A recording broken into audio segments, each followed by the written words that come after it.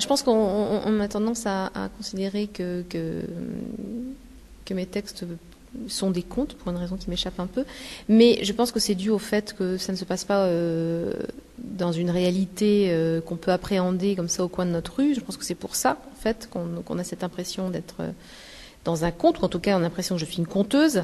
Moi je suis quelqu'un qui aime d'une part raconter des histoires, mais non seulement raconter des histoires, mais évidemment élaborer quelque chose avec le langage. Donc en fait c'est ces deux choses-là qui m'intéressent, et après entremêler ça pour en faire en faire évidemment une histoire qui va camper des personnages. C'est ça qui m'intéresse aussi beaucoup. C'est les liens entre les personnages. C'est faire vivre des personnages, les rencontrer moi-même et être accompagné de ces personnages pendant très très longtemps. Dans le temps de l'écriture. Les liens, mais on plonge dans leur intimité aussi. Oui, les liens et leur intimité. Oui, ça m'intéresse évidemment de creuser. C'est intéressant de creuser. Creuser les gens qu'on rencontre et creuser évidemment aussi les personnages dans un texte. Leur donner de plus en plus d'épaisseur au fur et à mesure que le texte se poursuit. En fait, il faut que ces personnages aient de plus en plus de profondeur.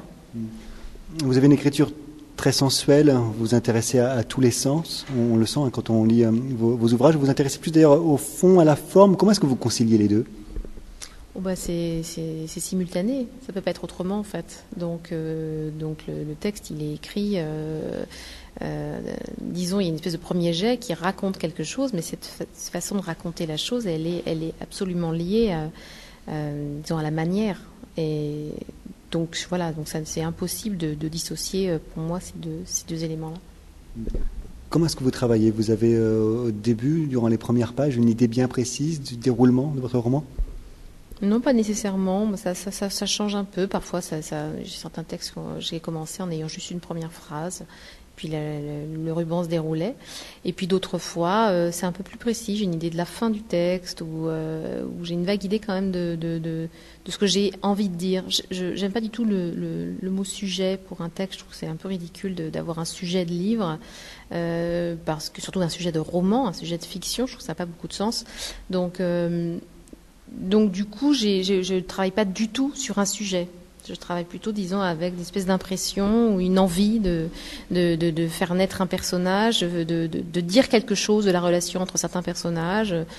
Voilà, dire quelque chose de ma relation au monde, comme ça, mais jamais en me disant, tiens, je vais attraper un sujet et puis broder autour.